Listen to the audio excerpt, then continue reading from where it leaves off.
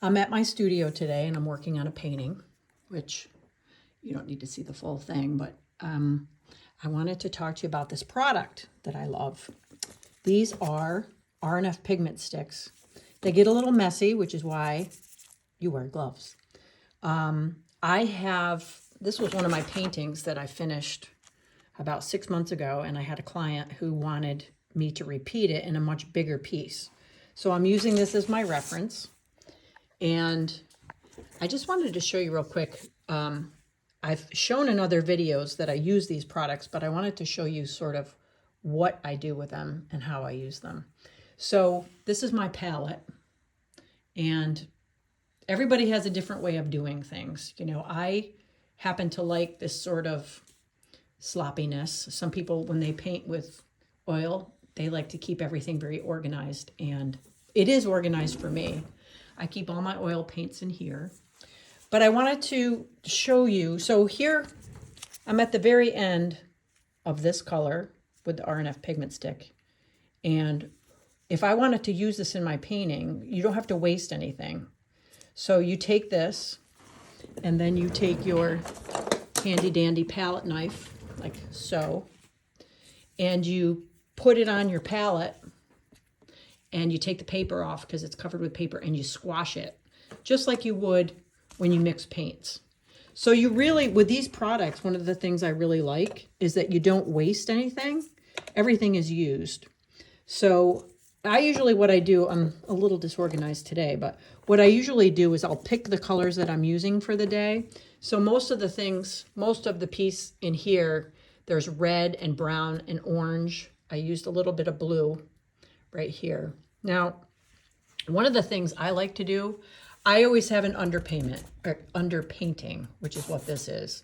And I had an idea, right? I'm working from this as my picture. Now, it's not going to be exact, but I don't need it to be exact, and the client doesn't either. And I always explain to people when I'm doing this kind of thing that it's going to look like the painting, but it's not going to be exactly the painting. So one of the things I like to do is I like to do an undercoat. And for this, because it was a poppy painting, as you can see, a lot of it's orange anyway. So your brain is much easier when you start with a color like this as your undercoating.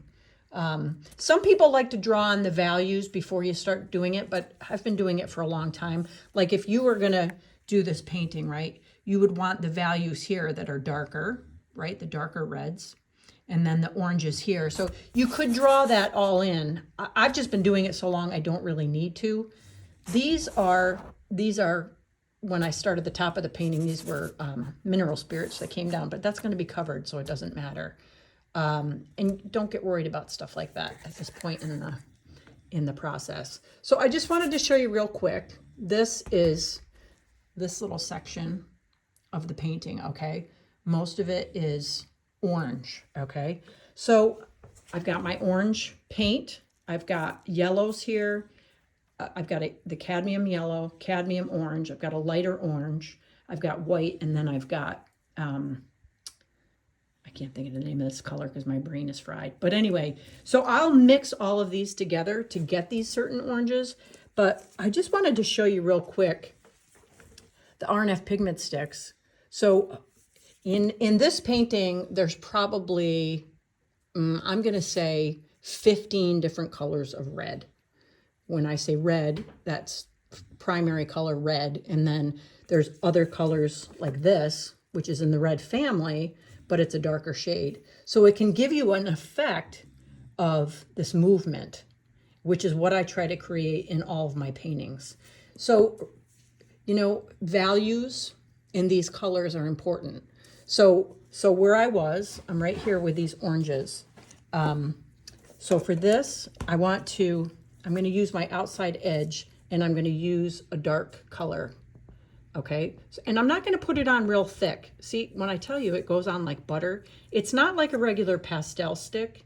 It's more like a painting with a stick of butter.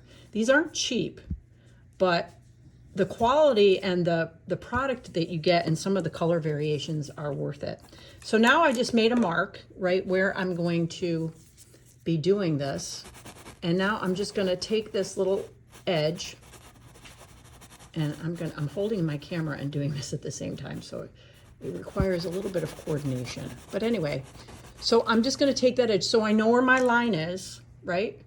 And now I'm gonna go to my oranges, which are here, and I'm gonna go back and I'm gonna tie those in. Now let's say I'm working, right? I'm I'm working along, and I don't like this color. It looks a little muddy here. So I'm just gonna take, I use Bounty paper towels because I found that they're the best. I wipe that off, right? I wipe that off. Sometimes a lot of my paintings, because I like to create depth, I will leave that. Now I've got the undercoating of that orange in there, so it's covered. Sometimes, you know, I'll go back over it, but the important thing to remember is if you don't like it, you're not stuck. A lot of people hate oil painting for that way. The other thing you can do is wait for it to dry, which usually takes 3 or 4 days. But so this is where I am with this painting. And I just kind of wanted to show you R&F pigment sticks just a little bit more in depth of what I was doing. And I will do a video of this when I'm completely finished. Thanks for watching.